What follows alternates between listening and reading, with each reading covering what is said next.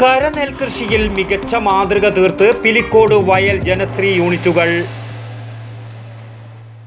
ഇപ്പോഴത്തെ കുട്ടികളുടെ IQ level വളരെ ഹൈ ആണ്. അത് നിലനിർത്തണമെങ്കിൽ പ്രോട്ടീനും കാൽസ്യവും അടങ്ങിയ ശുദ്ധമായ പശുവിൻ പാൽ ദിവസവും കൊടുക്കും. ഇപ്പൊ ജനതാ പാൽ എല്ലായിടത്തും ഉണ്ടല്ലോ. നിങ്ങൾ കഴിക്കണം. ജനതയുടെ പാലും നെയ്യും ഭക്ഷണത്തിന്റെ ഭാഗമാക്കണം. കരനെൽകൃഷിയിൽ മികച്ച മാതൃക തീർത്ത് പിലിക്കോട് വയൽ ജനശ്രീ യൂണിറ്റുകൾ. പിലിക്കോട് വയലിലെ പ്രിയദർശിനി 1-2 യൂണിറ്റുകളാണ് ഇക്കുറി നെൽകൃഷി ഇറക്കി വിജയം കൊയ്തെടുത്തത്. പ്രദേശത്തെ 35 സെന്റ് കരഭൂമിയിലാണ് 2 ജനശ്രീ യൂണിറ്റുകൾ സംയുക്തമായി കൃഷി ഇറക്കിയത്.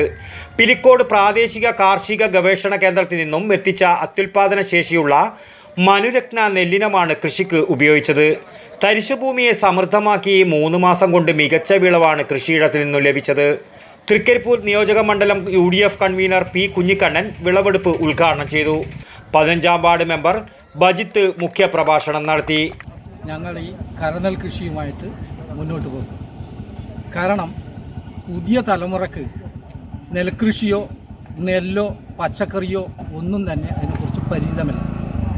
അവർ ഓൺലൈനിലായിട്ട് പാക്കറ്റ് ഭക്ഷണം കഴിക്കുന്ന ഈ കാലഘട്ടത്തിൽ നമ്മുടെ മുൻ തലമുറക്കാർ ഞങ്ങൾക്ക് കാണിച്ചു തരുന്ന ഐശ്വര്യപൂർണ്ണമായിട്ടുള്ള ഈ നെൽകൃഷിയും മറ്റുമൊക്കെ നിലനിർത്തേണ്ടത് ഞങ്ങളുടെ ഒരാവശ്യമാണ്.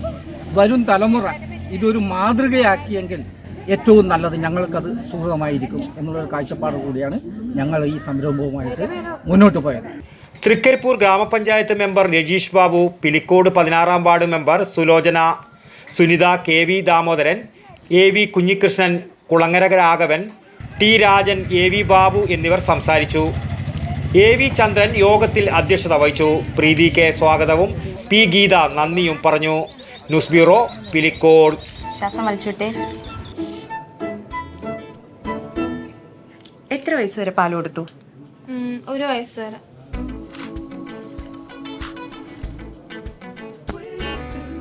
കണ്ടില്ലേ, ഇപ്പോഴത്തെ കുട്ടികളുടെ IQ ലെവൽ വളരെ ഹൈ ആണ്. അത് നിലനിർത്തണമെങ്കിൽ പ്രോട്ടീനും കാൽസ്യവും അടങ്ങിയ ശുദ്ധമായ പശുവിൻ പാൽ ദിവസവും കൊടുക്കും.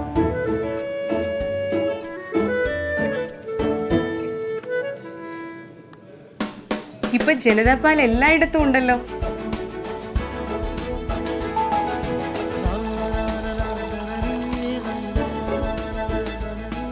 നിങ്ങൾ കഴിക്കണം. ജനതയുടെ പാലും നെയ്യും ഭക്ഷണത്തിന്റെ ഭാഗമാക്കണം. ആരോഗ്യമുള്ളവർക്കേ നാളെയുള്ളൂ.